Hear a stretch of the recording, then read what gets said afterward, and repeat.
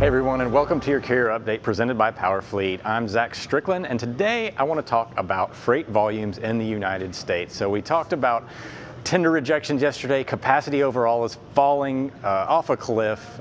You're not going to see a lot of activity on the spot market here over the next few days, probably a few weeks at that. But we're just really not seeing the activity on the spot market that we thought we might. But again, it is January, so it is pretty standard for this time of year. But volumes overall are flat year over year.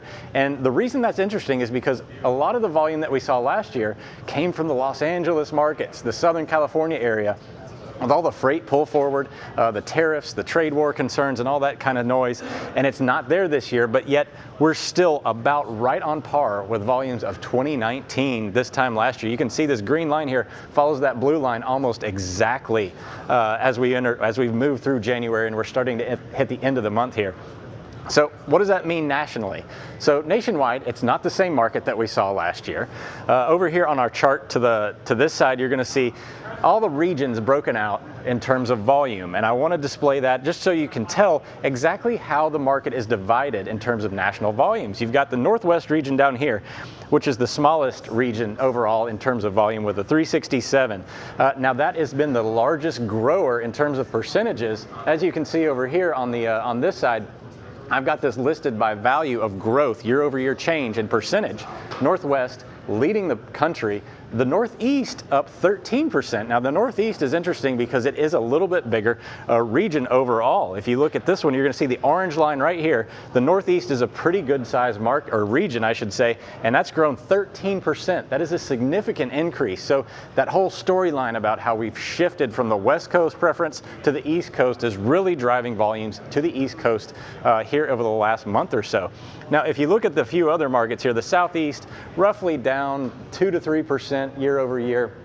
You look back over here, the Southeast really not showing a lot of activity. A lot of that has to do with Atlanta not growing like it was.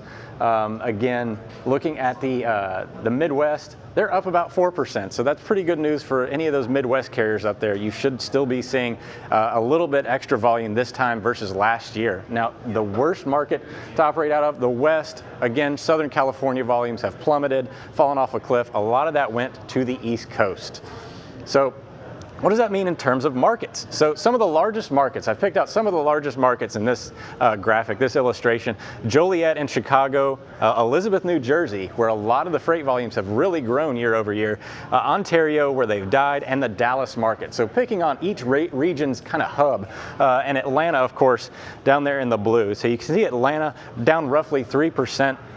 And then you've got this green line right here. That's the Elizabeth, New Jersey market. So again, the Port of New York, New Jersey up there, a lot of the freight's coming into this area. We've seen a big shift of freight volume to that area, not just on the ports, but also because people have built out DCs and warehouses, and they're trying to get closer to the population centers. So a lot of short haul volumes, but also a lot of long haul volumes coming out of that market as well. So it is a little bit of a conundrum, but at the same time, it's a growing market.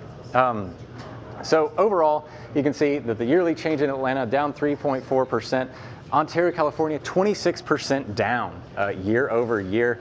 And then you have Harrisburg right there sitting at about 1% up.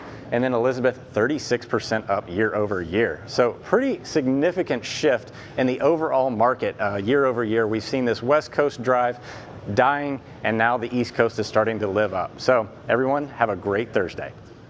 The comprehensive logistics offerings from PowerFleet cover in-cab ELD, fleet management, trailer tracking, cargo monitoring, and tracking other assets such as chassis and intermodal containers.